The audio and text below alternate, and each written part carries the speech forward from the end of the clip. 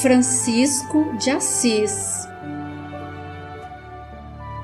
Miramês.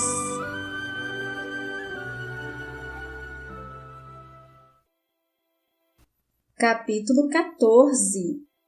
Pai e Filho.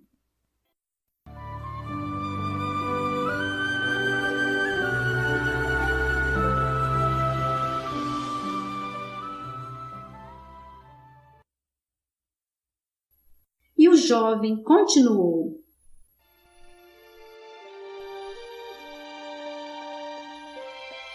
Papai, não quero impor-te condições de vida, nem dar-te conselhos acerca da tua conduta, mas não posso aceitar também a tua interferência no modo pelo qual devo viver e me conduzir. De agora em diante sou livre, folgo em poder sê-lo, adoro a liberdade. Se queres continuar o teu comércio do modo que a razão te estimula, faze-o. Se não queres ouvir a voz dos sentimentos altruísticos, faze o que te convier. Se queres viver na opulência, enquanto os teus empregados e servos agonizam, não vou opor-me a esses extremos que a usura e a vaidade sustentam. Perdoa-me, mas não posso me calar. Falo para esclarecer-te sobre determinadas leis de Deus. Os teus ouvidos estão tampados e teus olhos vendados, somente vendo e enxergando as tuas necessidades. Deus é Pai de todos, e assim como tu és filho dele, os outros também o são. Não duvido que os servos tenham vindo ao mundo com o compromisso de servir aos senhores, de comerem o pão com o suor do rosto e de passarem por duras provações, sem teto, sem abundância de comida, quase nus e vendidos como animais. Contudo, seus donos podem ter um pouco de humanidade com eles, dando-lhes esperanças, algumas folgas no trabalho e melhorando o tratamento a eles dispensados. Coloquemo-nos em seus lugares e veremos o bem que nos fará um pouquinho de atenção e de esperança. Neste mesmo momento, estás tendo a prova. Pressinto que pelo teu querer avançarias contra mim, surrando-me sem piedade, por entender que necessito de educação. No teu analisar, sou filho ingrato, que desrespeito o pai, que tudo faz por mim, inclusive amontoando bens sem conta, pretendendo colocar-me como cavalheiro dos mais nobres, aumentando com mais um a burguesia da região. Deves lembrar-te, em primeiro lugar, de colocar-te no lugar de Gustavo, a quem destes ordens de liminar, sem pensar nas consequências, pois ele não suporta mais as tuas maldades. Pretendes com isso tirar o pai de uma família, porque não tem sentimentos. Os meninos passaram fome, a mãe desorientada, talvez enlouqueça, e os filhos seguirão rumos diferentes, entregues a todo tipo de infortúnio. Por quê? Pela tua prepotência, o teu orgulho ferido e tua vingança. Se continuares assim, talvez eu não queira mais ser teu filho, porque essa é uma vergonha que devo esquecer. Sou sim filho de Deus e quero herdar, mas de Jesus Cristo. Fui às terras de Apolo, porém desta vez com outros olhos. Senti o que aquele povo sente na própria carne. Não pretendo tirar a cruz das costas de ninguém, meu pai. Todavia ajudá-los a carregá-la, e isso eu quero fazer. E com muito prazer, isso eu vou fazer, em nome de Deus.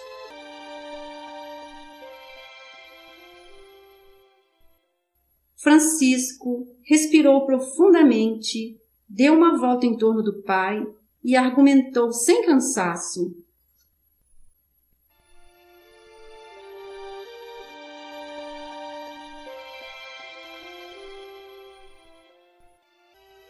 Conversei longamente com o velho Abílio, tratador de cavalos, para o qual tu expressaste a maior dureza de coração. Essa manhã ele amanheceu morto na estrebaria, enrijecido talvez de fome e frio, enterrado com menos respeito que os próprios cavalos quando morrem. Tua tentativa de conduzir-me nesse padrão resultará infrutífera, por minha consciência recusar-se a aceitar meu pai. Queira Deus que estas minhas palavras despertem em teu coração alguma coisa de útil. Não quero que libertes os cativos, mas sim que os trates com mais humanidade. Minha mãe e Jarla são um exemplo de virtude. Por que não procuras um tempinho para ouvi-las? Seria isso para ti um grande tesouro, senão uma luz que espalharia as trevas da ganância que te envolve. Francisco silenciou-se. Pedro Bernardone saiu do afogo, balançou a cabeça e, como que jogando fora as ideias do filho, berrou estentoricamente: Cala-te, cala-te, Francisco, senão te parto ao meio. O rapaz olhou para ele compassivamente, dizendo: Vou calar-me, papai, não por medo, mas por já ter terminado o assunto. O pai avançou em sua direção e esbofeteou seu rosto várias vezes, mas o filho somente derramou lágrimas de compaixão e saiu pisando duro em demanda de seus colegas de usura, que já o esperavam para uma reunião que se dava todos os domingos à noite. Francisco se deitara pensando no seu destino. Desde menino, tinha admiração pelas histórias que ouvira sobre o grande Caio César e sobre Carlos Magno. Deixava desfilar em sua mente essas personagens guerreiras, mas, ao mesmo tempo, humanas. Pensava, já que não podia ser útil no próprio lar e ajudar seu pai, poderia ajudar sua terra natal, que entrara em guerra com a Perúsia. Um homem pode ser útil também na guerra, defendendo a região a qual pertence. Quem sabe poderia ser mais tarde um grande general? Mas pegar na espada para matar? Isso era contrário ao seu modo de sentir as coisas. Contudo, não tinha outra saída. Não poderia ficar parado, maltratado por seu pai, que não compreendera os seus ideais. Poderia, com a sua ida à frente de batalha, ganhar nome e, pela fama, defender os sofredores, aliviar os cativos e até matar a fome dos necessitados. Estava resolvido, iria alistar-se na cavalaria. Iria como nobre para defender a nobreza de caráter do povo de Assis. Sua mãe e Jarla compreenderiam sua atitude. Roma tornara-se um grande império feudal e o seu crescimento fê-la enfraquecer. Eram cidades e mais cidades querendo libertar-se das condições impostas pelo Estado reinante, e Assis era uma delas.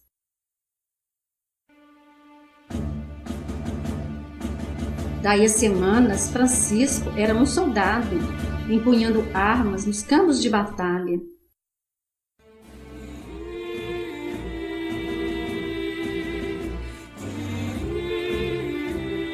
Sua mãe e Jarla quase enlouqueceram com a ideia de Francisco ser miliciano, de pegar em armas, de matar.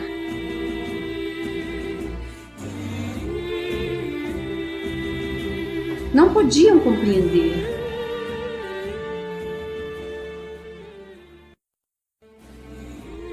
Folie chorava, com medo de que morresse.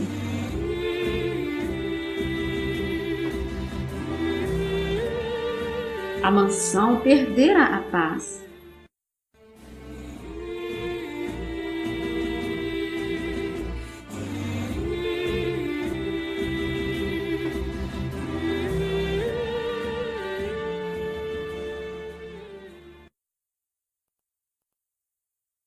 Pedro Bernardone, quando soube do ocorrido, quase procurou o filho para abraçá-lo, perdoando-lhe o que ele falara, esquecendo a ofensa que sentira, pelo que considerava desrespeito. Porém, o orgulho não aceitou esse impulso de compreensão e monologou com entusiasmo. A lição que lhe dei valeu e sua reação foi boa. Agora quero ver se ele vai ser bonzinho, lutando com feras.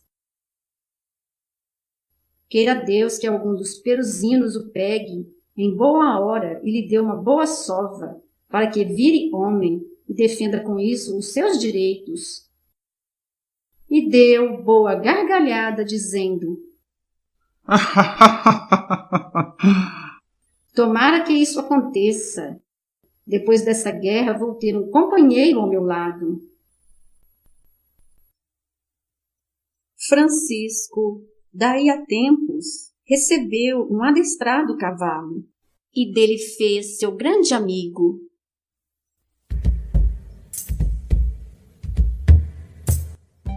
Nos arredores de Assis, as tropas se exercitavam todos os dias, dividida em duas alas em acirrados combates. E nessa guerra de ensaios, o moço de Assis delirava. Eram 4 horas de intensa fúria, sem que ninguém morresse, sem que ninguém se inimizasse, a não ser alguns ferimentos de somenos importância, que no outro dia estavam preparados para novos embates. Nessas manobras de cavalaria, das quais era um dos nobres cavaleiros, Francisco fizera grandes amizades. Uma das mais sólidas foi com o nobre Shaolin, moço esbelto e esperto, de boa cultura e fantástica memória, que nunca precisava ler nada 2 vezes, tudo gravava com espetacular nitidez, no primeiro perpassar dos olhos, e para Francisco constituía grande prazer conhecê-lo. Ele, por sua vez, sentia-se contente ao lado de Francisco, cuja candura do timbre da voz e serenidade no olhar infundiam esperança e alegria que a filosofia corrente não explicava, nunca vira pessoa igual. Eram 2 almas que se uniram como num passe de mágica. Com o correr do tempo, raramente se separavam e, nas horas de descanso, nos treinamentos, viam-se Francisco e Shaolin mantendo conversações de toda a ordem.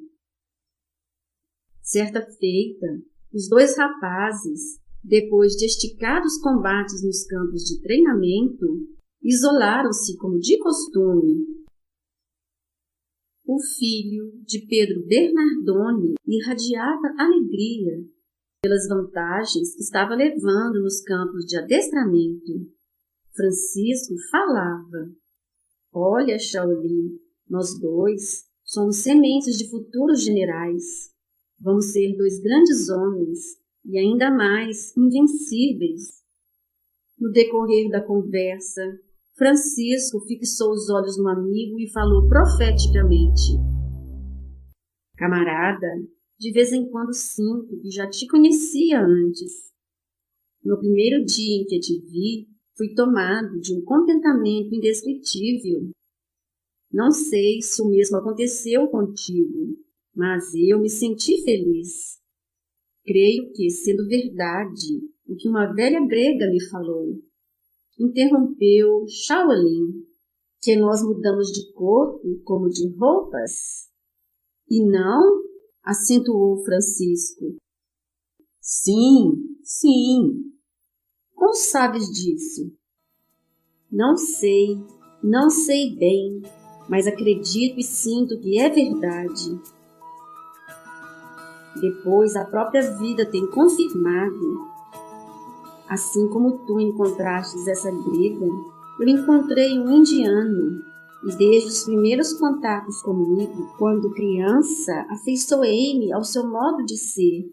E ele me contava histórias do Oriente, do Egito, da Caldeia e da China.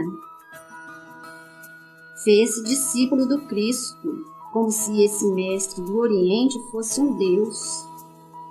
Eu me senti fascinado igualmente com a vida deste grande místico.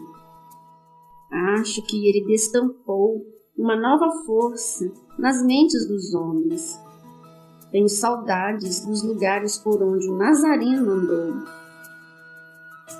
E ainda mais, esse velho indiano descobriu um dom em mim que eu não tinha observado, ou então achava que era natural em todas as criaturas. Interveio Francisco. E o que era? Que dom era esse? Shaolin prosseguiu sorrindo. É o dom de gravar tudo que ouço ou que leio pela primeira vez. Não me esqueço de nada. Ele mesmo ficava admirado.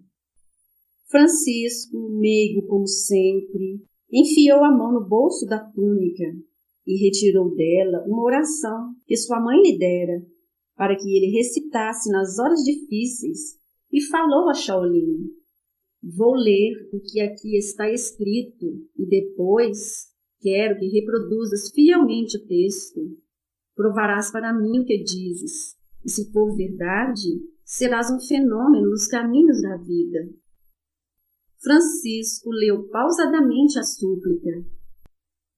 Olhou para o companheiro e pediu brandamente: repita.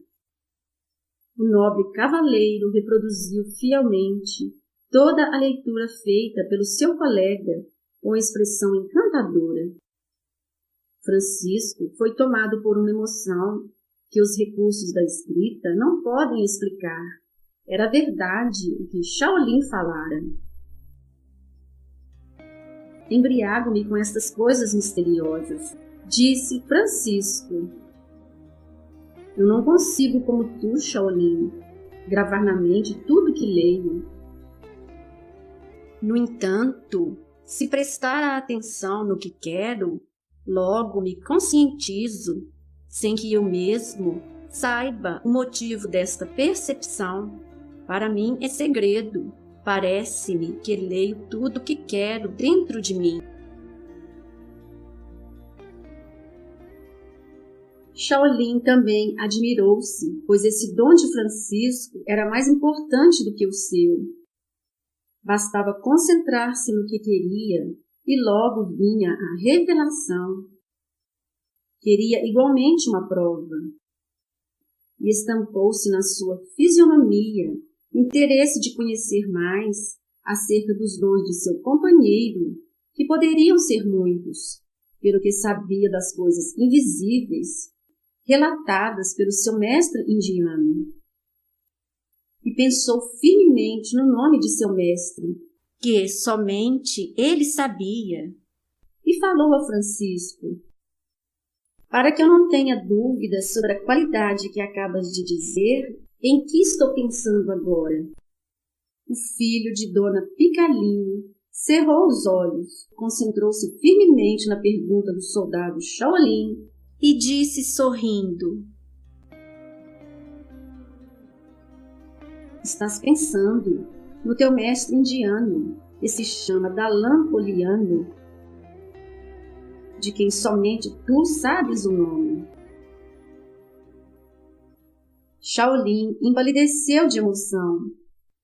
Como poderia não existir segredos para aquele homem, nem de pensamento? Fez várias provas e Francisco respondeu a todas com desembaraço. Carregava consigo um documento de seu pai, de alto valor moral, para as horas de maiores dificuldades. Pensou nele, e o mancebo de Assis leu todo o conteúdo da escritura, até mesmo com as pontuações e o nome de quem assinara. Os dois rapazes afinizaram-se ainda mais. Francisco interessou-se em saber a história de Shaolin, que passou a narrativa. Francisco, sou filho de nobres franceses. Meu pai era famoso conde e grande guerreiro. Como místico nas ciências secretas, era por excelência fenomenal. Quando perdia a batalha nos campos de guerra, conseguia desaparecer sem que o inimigo pudesse pôr as mãos nele. E por vezes invadia a área do inimigo em plena luta e fazia coisas desastrosas. Aparecia e desaparecia na hora em que pretendesse. Diziam que certa noite transformou-se em um pássaro gigante, voando baixinho sobre a guarnição inimiga, soltando toda espécie de bichos peçonhentos pelas asas e atirando fogo pelo bico a grandes distâncias, provocando a debandada dos soldados. As pessoas tinham medo de olhar para os seus olhos. Também desapareceu sem dar notícias. E aí podes imaginar que a perseguição foi enorme para com a família. Éramos 5 pessoas e não sei o paradeiro dos outros. Eu, o mais novo, tinha apenas 5 anos e com essa idade já falava 2 línguas, o francês e o alemão, e tudo que era falado perto de mim, que eu ouvisse, nunca mais esquecia.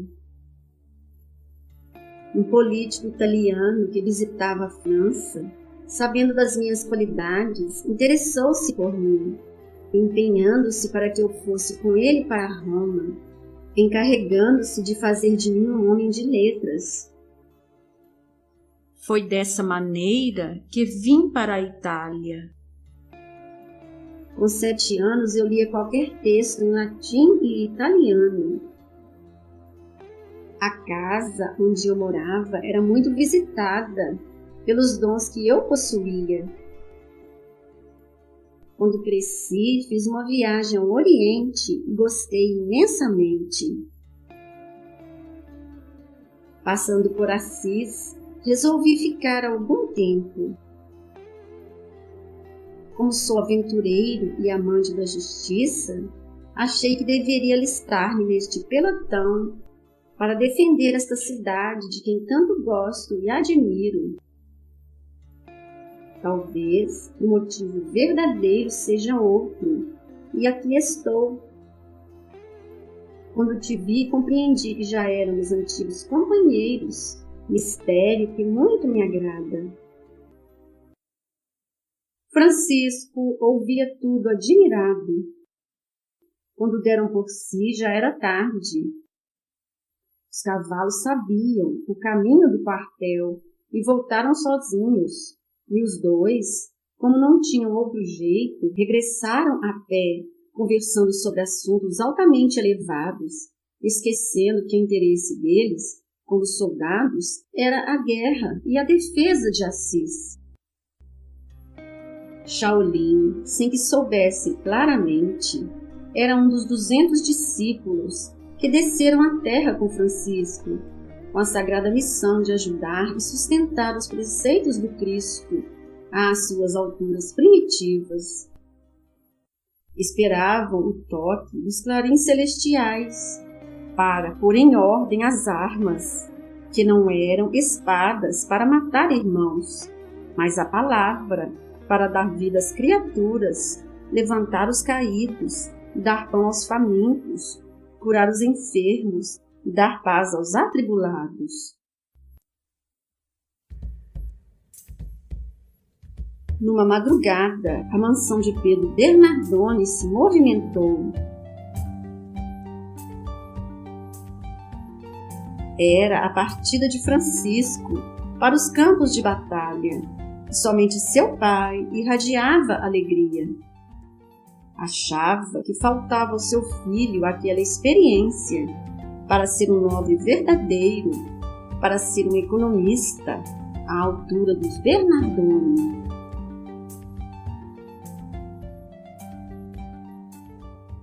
Pensava Pedro. Na frente de guerra, ele sentirá na pele que devemos, em primeiro lugar, olhar por nós mesmos. Onde não existe egoísmo, desaparece o conforto e a própria vida.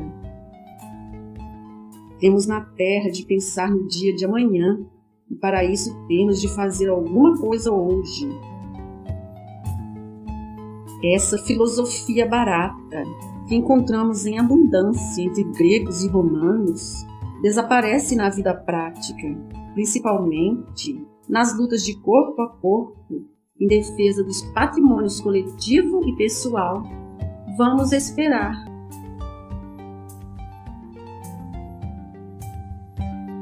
Francisco e Shaolin estavam enganados quanto à guerra. Gostavam imensamente daqueles treinamentos, horas a fio, nos arredores de Assis. Todavia, ali eram irmãos com irmãos, não havendo domínio do sentimento de ódio, sendo tudo mera aparência. Será que quando chegasse o momento decisivo de matar ou morrer, teriam eles coragem de se entregarem aos sentimentos contrários ao amor? Inseparáveis, partiram para a luta, mas a providência divina convocou-os para outro tipo de guerra. Em acirrada batalha, Francisco foi encurralado pelos inimigos. Shaolin avançou em sua defesa e caiu igualmente no cerco, sendo ambos aprisionados. Foram atados a uma árvore até que cessasse o combate, após o que foram levados como presos valiosos. Suas vestes denunciaram que se tratava de nobres. Na prisão coletiva, Francisco e Shaolin compreenderam que libertar Assis do jugo romano não era a tarefa mais importante. Talvez fosse pior tirá-la do poder de Roma e entregá-la aos feudos, pois a política feudal, na mão de muitos senhores, dividia Assis e a pressão sobre os escravos seria mais cerrada e eles iriam sofrer mais o arroxo das leis dos poderosos contra os mais fracos. Os barões, os condes, a burguesia, enfim, os latifundiários se expandiriam por todo o território italiano e quebrariam a harmonia nacional. O clero romano manipulava a posse dos títulos de nobreza e os vendia, à sua conveniência, no mercado nacional, a peso de muito ouro. O império temia a influência dos sacerdotes e os deixava livres em determinadas áreas de comando.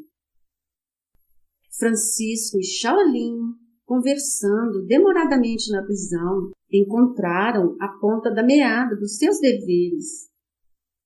Matar não seria a solução. Tomar uma cidade, 2 ou mais, não iria resolver os problemas. Destruir seria muito pior. Vamos, Shaolin, disse o filho de Bernardoni, analisar mais profundamente o Cristo e segui-lo, que jamais erraremos. Assentados em um tosco banco, que lhe servia também de catre, proseavam horas sem conta, lembrando-se de tópicos evangélicos concernentes ao assunto. Francisco servia-se da memória prodigiosa do companheiro, que tinha lido o livro sagrado 2 vezes apenas e que, se fosse preciso, o recitaria todo. O filho de Pica, mesmo na prisão, sentia-se livre pelo muito que estava recebendo da graça divina. No entanto, o maltrato, a que não estava acostumado, fê-lo definhar, perdera quase por completo o sono, e o único ruído que emitia era a tosse, que incomodava os outros prisioneiros. Shaolin emagrecera também, mas como era dado a exercícios de respiração, sustentava-se pelo ar que conseguia respirar. E quanto ao oxigênio viciado da prisão, isso não era problema, pois ele o atraía, como a outros elementos da natureza que, quando convocados, se associam por atração da mente adestrada. E ainda o repartia com um amigo e com outros companheiros de prisão. Francisco foi removido do cárcere devido ao seu estado e em seguida foi solto, favorecido por leis que garantem o ser humano nas horas em que o desequilíbrio assoma ao mundo biológico. A humanidade de muito deve aos romanos contributo louvável no que concerne a criação de leis sociais, das quais muitas haverão de vigorar por muitos milênios, como ocorre com os 10 mandamentos. Francisco regressou à casa, desfeito e combalido. Os bacilos de Koch, que não eram conhecidos naquela época, invadiram-lhe os tecidos pulmonares numa guerra interna, na qual iriam se destruir mutuamente. Apesar disso, seu regresso foi motivo de alegria para todos, menos para Pedro, que jamais esperara que seu filho voltasse derrotado como um nada na soma dos valores da família, atribuindo tudo isso à influência de sua mãe e da velha grega. Francisco, entre a vida e a morte, delirava. Pica e Jarla não saíam da cabeceira do rapaz e intercalavam os xaropes com orações. Pedro, furioso, passou o dia sem que a família o visse. Foi várias vezes procurar seu confessor e este o aconselhou para esperar mais um pouco e deixasse o rapaz melhorar, para depois saber o porquê do fracasso. O nobre nunca cai em mãos de carrascos, sendo preferível dar a vida em troca da honra. O moço de Assis emagrecera assustadoramente, mas enfim, numa manhã, um tanto quanto renovado, abriu os olhos. Parecia estar voltando de uma grande viagem. Sentiu fome e logo lhe foi servido suculento caldo, juntamente com o qual sorvia o amor como alimento da alma, partindo de sua mãe, Jarla e Folie. Daí a algumas semanas, via-se Francisco andando, apoiado em um bastão, no grande quintal da mansão, e a moçada de Assis não o deixava sós. Francisco era amado por todos, principalmente pela juventude.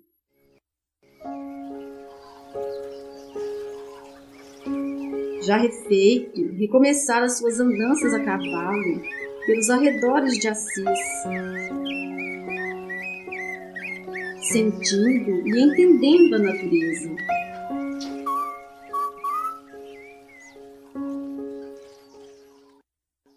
Periodicamente, seu pai o recriminava pelos acontecimentos infaustos, e ele silenciava o quanto podia, reconhecendo a sua posição de pai. Lembrava-se constantemente de Shaolin, que o compreendera na profundidade. Onde estaria ele? O coração lhe ensinara que Deus nunca abandona os seus filhos, principalmente os mais obedientes, e Shaolin tinha grandes qualidades. Francisco, já bem disposto, pensou em alistar-se na cruzada, pois nela iria defender uma causa nobre, e em Assis havia um posto de alistamento, do qual o bispo se fizera chefe, por ordem do Papa Inocêncio III. Deveria ser intuição divina, pois até as crianças estavam se alistando, abandonando seus pais para servirem cegamente a Deus, à causa da igreja. Porque ele, um rapaz, não faria o mesmo?